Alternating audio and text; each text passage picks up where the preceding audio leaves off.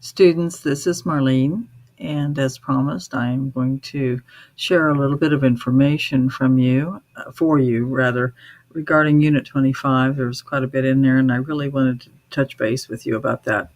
Let me real quickly put this into presenter mode so I can work through that with you. Just a few objectives here. And so the environment, let me go back up here a second. The adult care homes unit organizational structure is used for problem solving, and it's how the facility runs. The adult care home has an administrator and usually a board, a board that administrator answers to. Then, in addition, there has to be a director of nursing. It could be a CEO of nursing, but otherwise it would be a director of nursing, and there must be a director of nursing licensed for that nursing facility.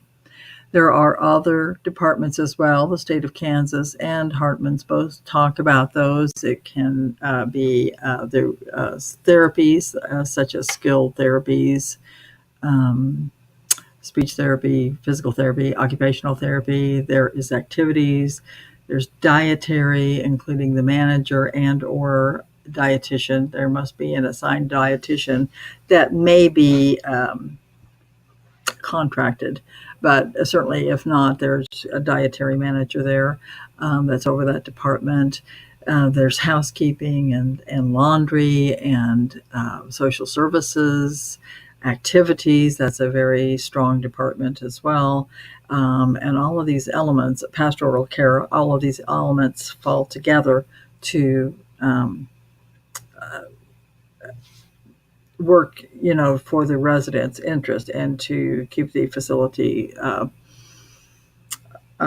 functioning. So if we have problems, we need to take it up to our chain of command.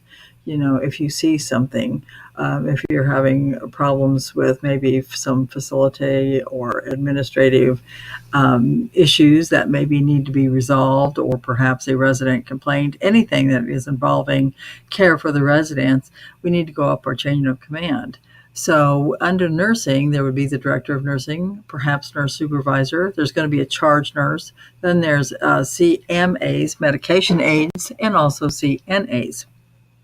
So, you would take your concern to the nurse in charge. If there is no nurse in charge, you would take it to the medication aide, because they would be in charge of you while the nurse is not there. Then if that nurse isn't able to resolve the issue, you would take it up to your supervisor above that and keep working up the chain. If you cannot get resolution to the issue, and it, is that it needs to be dealt with, you are welcome to call the ombudsman if there's in a situation such as abuse, neglect, or misappropriation of property. But at any rate, that is the chain of command, and you usually will never have to get to that point where you have to, go to the state, because you would work through your facility structure instead. However, that state option is there for you. So I talked about the departments and services commonly found in the adult care home. And now we're going to discuss a little bit about the qualities of an effective team. That's very important that you understand those qualities, because teamwork can be bad or teamwork can be good. And you can be a very valued team member who actually facilitates improved teamwork in a facility. So good teamwork is always goal-directed. In this situation, the goal is always the resident or the patient if you're working in the hospital or clinic setting. It also includes personal development, that it rewards personal development and encourages personal development of each employee. And it also works best when we are aware of our strengths and weaknesses. So it's a good idea to self-evaluate your strengths and weaknesses, and we all have them, and also to evaluate and realize the strengths and weaknesses of others. We find that sometimes there's some people that may may or may not be difficult to work with, but they always have strengths, and you can always identify somebody's strength, whether they are your favorite person to work with or maybe somebody that's a little bit more difficult for you to work with.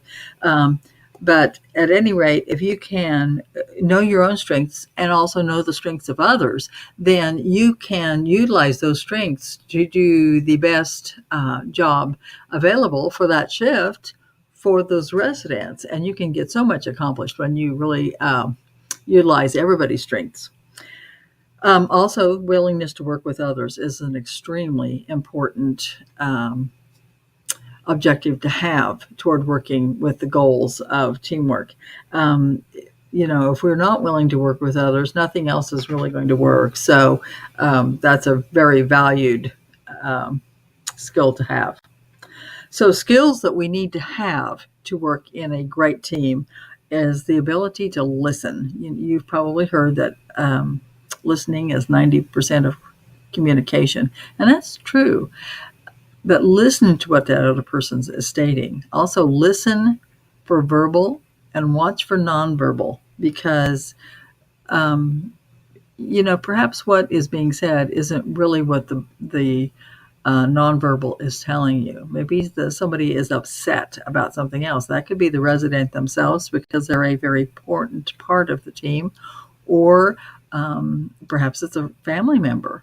And by focusing on that nonverbal, you may be able to get to a deeper meaning that needs to be addressed.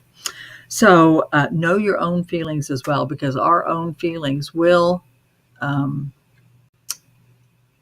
affect how we are hearing and relating in a situation.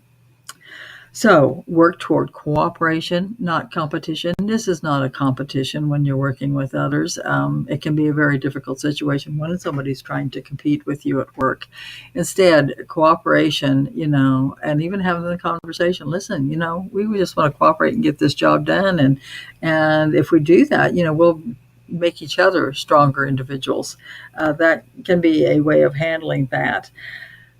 Environments that foster good teamwork is a very supportive management, because management really has to be a strong arm in this to help there be a strong teamwork in the facility.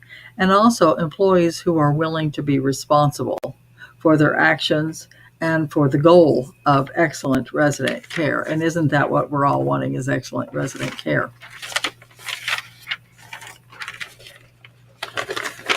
So terminology that's used in the survey process, I'm sorry I haven't gotten this change from KDOA. It used to be the Kansas Department of Aging, but now it's the Kansas Department of Aging and Disability Services, rather called KDADS. And they are our certifying agency. They they have been delegated by the state of Kansas to run the certification of the nursing facilities for the elderly and the disabled, as well as the employees who work there as NCNAs and CMAs. They are under KDADS. When I'm working for a long-term care, I'm also working. I work under my State Board of Nursing license, but I also work under their regulation for the entity that I'm working for, if that makes sense. They survey annually, and that could be 3 months prior to survey time or 3 months after survey time, and that is to meet a CMS standard. So they can come in every 9 months, or they can come in every 15 months, and that's their annual survey timeline.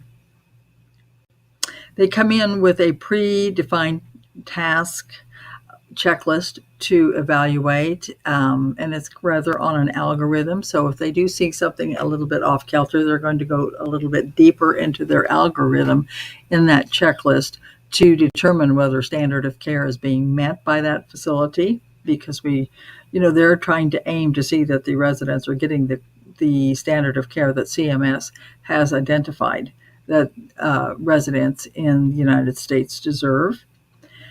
This process can take over days, It may be 2 or 3 days. It may be a week or greater, just depending on what they find. Then, in addition to that, there probably is 2 or 3 surveyors, maybe more, that come into a facility, and depending on the size of the facility.